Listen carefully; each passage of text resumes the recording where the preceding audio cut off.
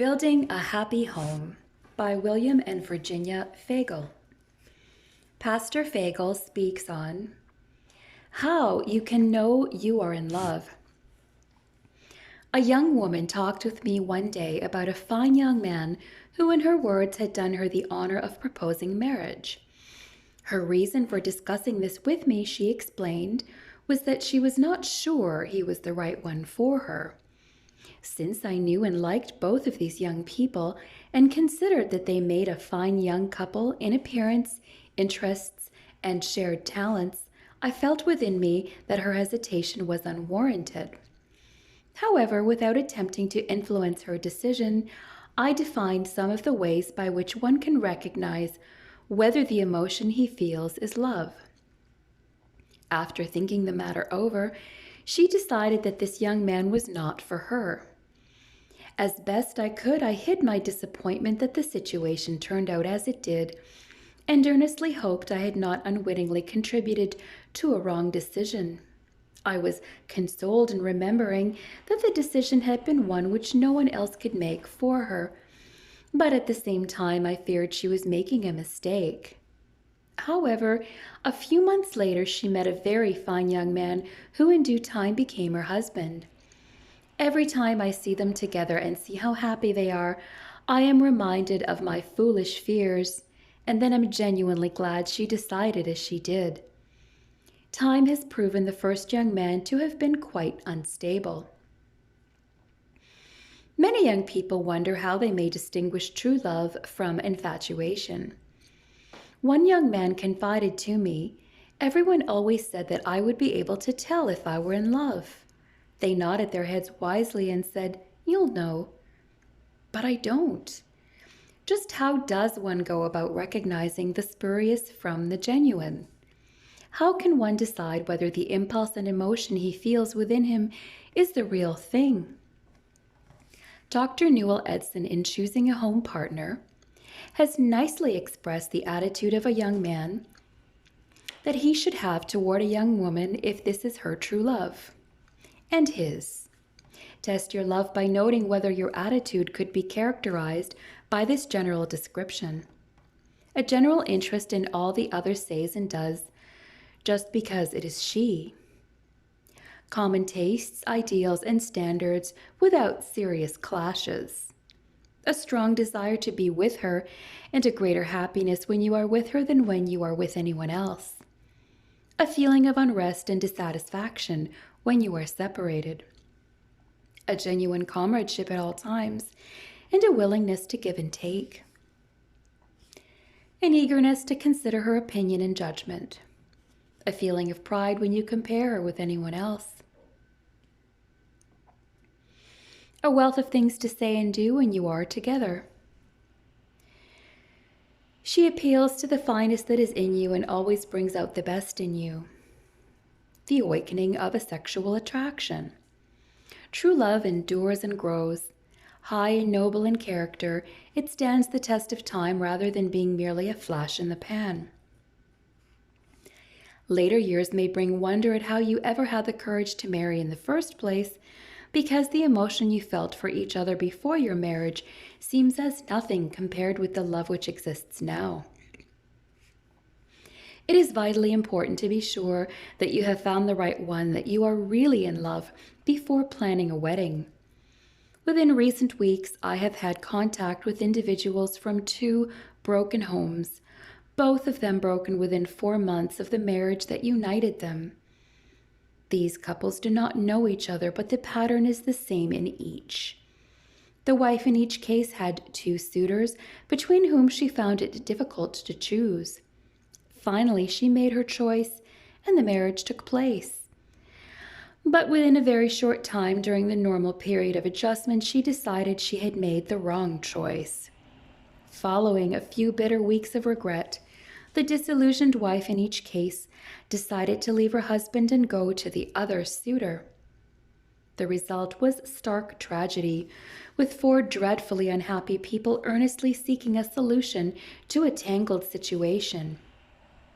Thus, before entering marriage, every young couple ought to face up frankly to certain questions, and on the basis of honest answers, decide whether or not the contemplated marriage is right for them.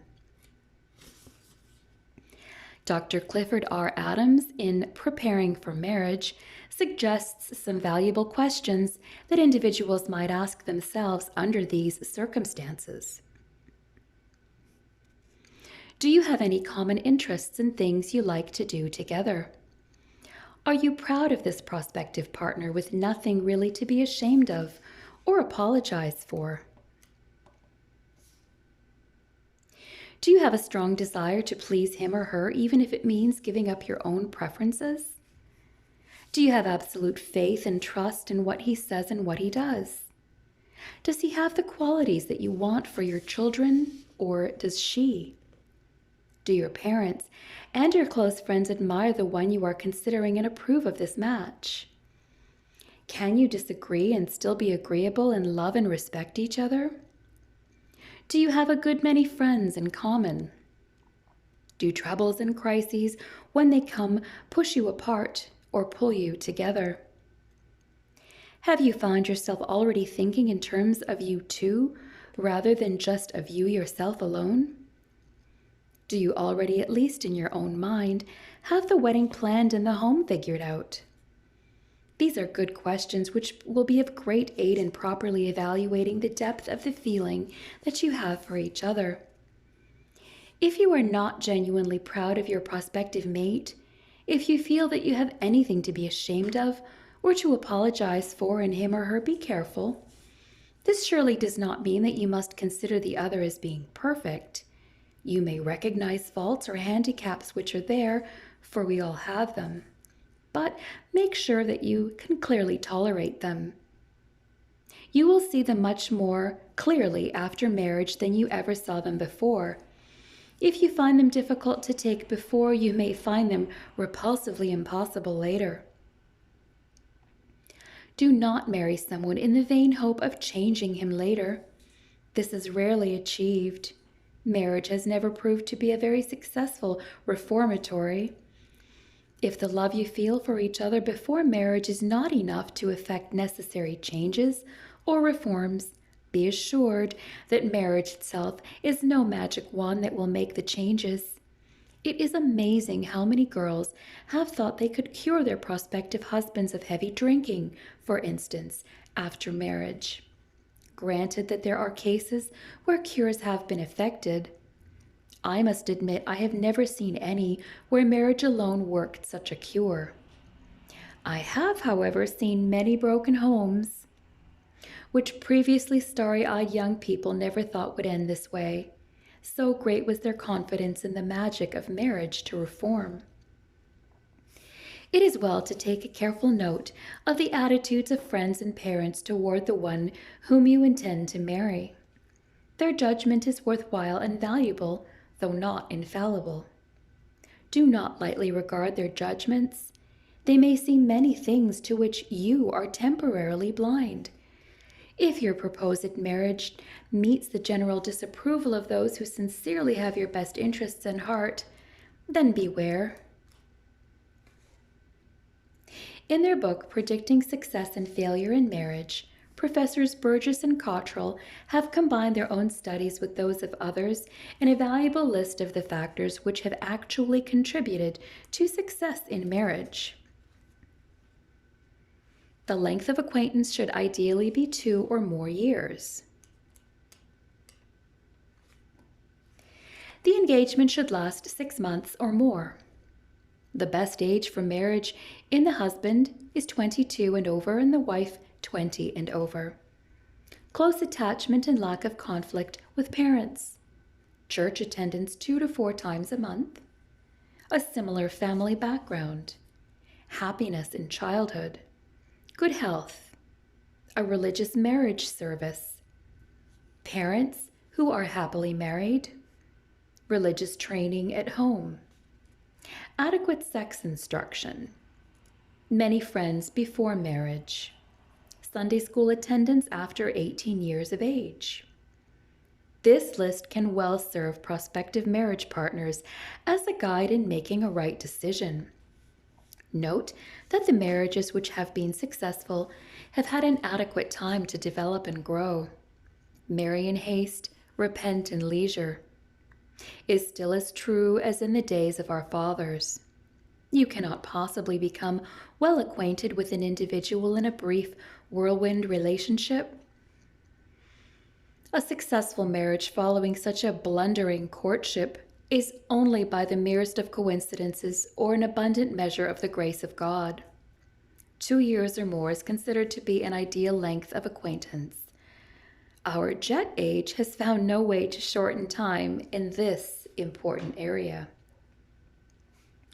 During war years, it was easy for a couple reasoning that they might not see each other again for a long time to rush hastily into marriage. I well remember one young war bride who confessed to me that she was no longer able to even remember what her overseas husband looked like. She told the familiar story, repeated so often during those difficult war days, regarding an impulsive marriage, of a marriage which seemed so right at the time, but now seemed so wrong. She expressed dread of his return, for she felt as if a total stranger was returning to her. It seems needless to add that her marriage did not last very long after his return. Perhaps you have heard of the terrible mistake in the marriage of John Milton, the famous author. At the age of 35, he one day set out for the country, telling no one the object of his journey.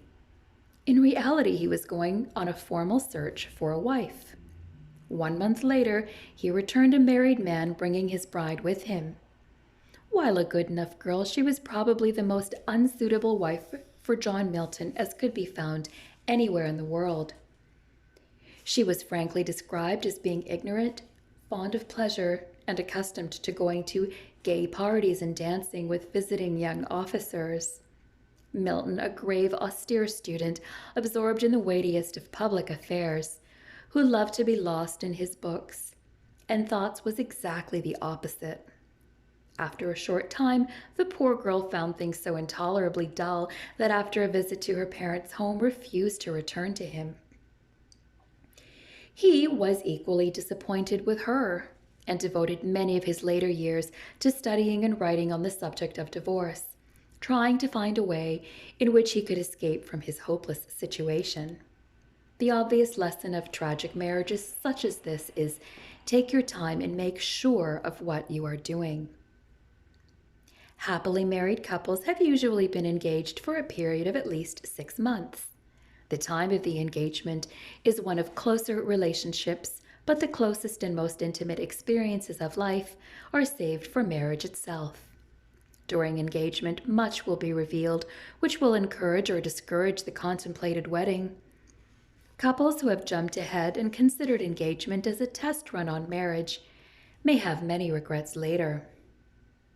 Because our tastes and ideals often change drastically as we pass out of the teens and into the 20s, too early marriages are often doomed to failure. Recently, on one of our telecasts, I read a delightful poem on this subject and was surprised at the number of requests I received for it. With an engaging light touch, it reveals the changes which increasing years bring. At sweet 16, I first began to ask the good Lord for a man. At 17, I recall I wanted someone strong and tall. The Christmas that I reached 18, I fancied someone blonde and lean. And then at 19, I was sure I'd fall for someone more mature. At 20, I thought I'd find romance with someone with a mind.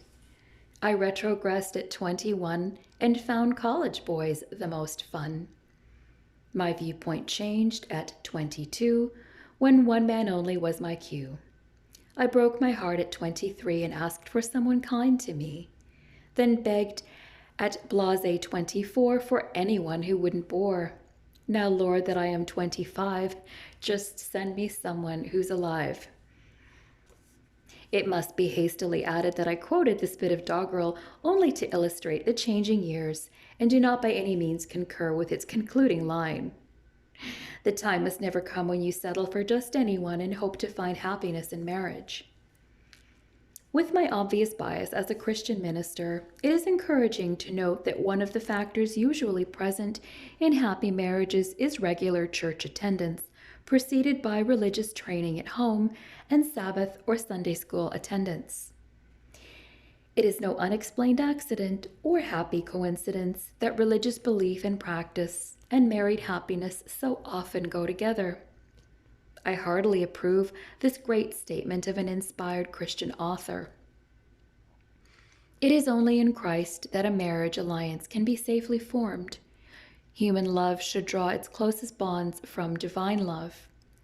It has well been said, as your love for Him becomes deeper and stronger, your love for each other will be purified and strengthened. From the Ministry of Healing, page 361. So then take your time before marrying. Look before you leap. Make certain that you have found the right one, but once your choice is made, give absolutely no thought to finding a way to escape your marriage vows. Remember, your marriage is for life. You promised at the altar to cleave to each other till death do us part. Make your marriage succeed. With God's blessing resting upon you both, you will find a way.